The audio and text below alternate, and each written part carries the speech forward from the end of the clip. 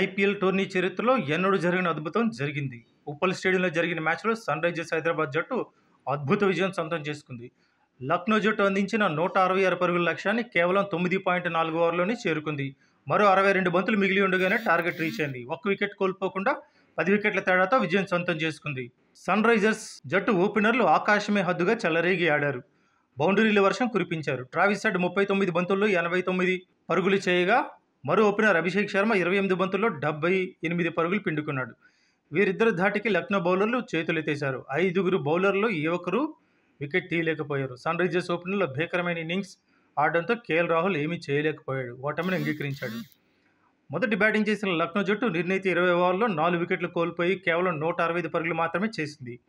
KL Rahul 29 పరుగులు చేయగా Nicholas Pooran 48, ఆయుష్ బదూని 55 పరుగులు చేశారు. 166 పరుగులు ఈజీ టార్గెట్తో బరిలో దిగిన ఎస్ఆర్హెచ్ అలవోక విజయం అందుకుంది. ఆరెంజ్ ఆర్మీ ధాటికి లక్నో జట్టు విలవిల్లాడింది.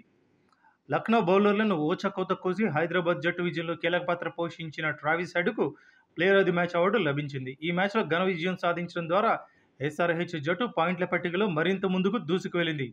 ఇప్పటివరకు ఆడిన 12 మ్యాచ్ల్లో 7 మ్యాచ్ల్లో విజయం సాధించి హైదరాబాద్ జట్టు 3వ స్థానానికి ఎగబాకింది.